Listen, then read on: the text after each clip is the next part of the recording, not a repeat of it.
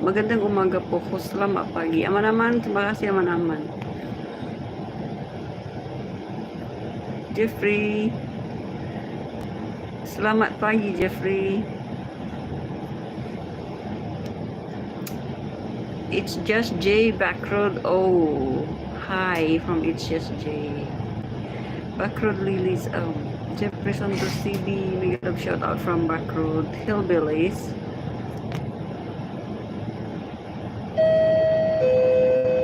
Backroad hi from Jeffrey. Aman-aman. Aman-aman, no all channel. Same, madam. Siapa, madam? Lucy Warren, how are you, darling?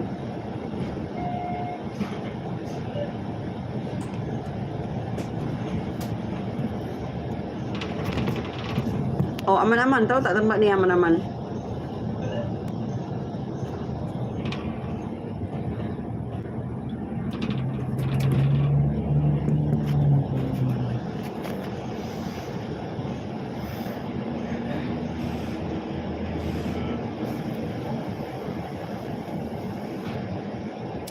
Alam niyo guys, naiinis ako. I want to quit my work. I want to quit that stupid employer.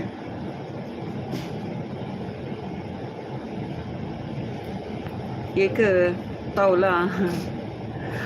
Basta meron kaming misunderstanding dahil doon sa pusa kaya medyo bad mood ako. Kulang-kulang na lang nasasabihin ko nga I want to quit. Tapos chinek ko yung may kontrata kasi kung pinirmahan sa kanila. Chinek ko yung kontrata ko bago ako magsabi ng I want to quit. Visit na mga yan.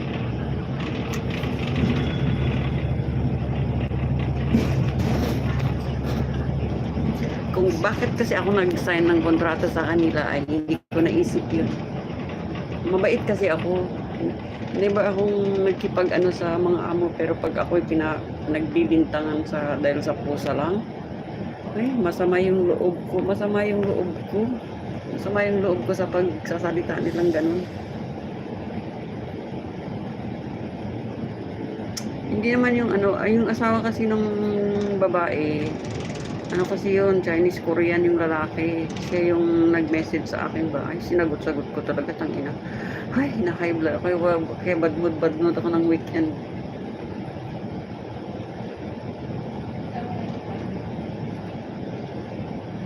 Sabi ko, isip-isip ko, signan natin, I'm going to cut off the responsibility of the cat. I-cut ko talaga yung parte ng trabaho ko na dahil sa mga pusa. I'm not going to take care of the cat anymore.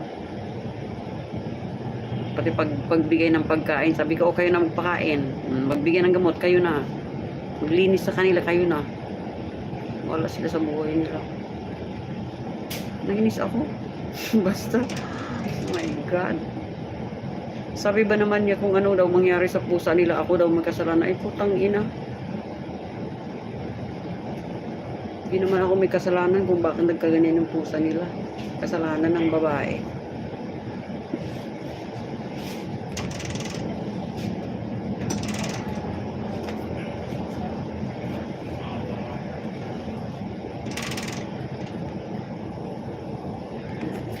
Kusinerong pastor, salamat pagi. Basta masama yung loob ko na papasok guys. Hindi ako masaya sa pagpasok ko this morning. Hindi ako masaya.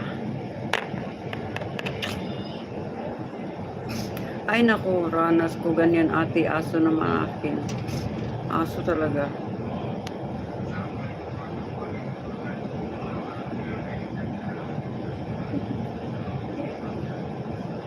Tapon mo pusa. AGP, piniplay ko yung video mo kagabi, AGP.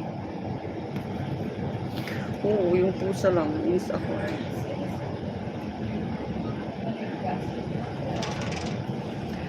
Actually, nung Friday nang pauwi ako, balibagan kami ng pinto.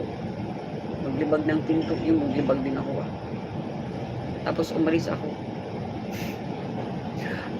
Ganito lang dito. Short traffic lang naman yun. A little short chop. Let me do something.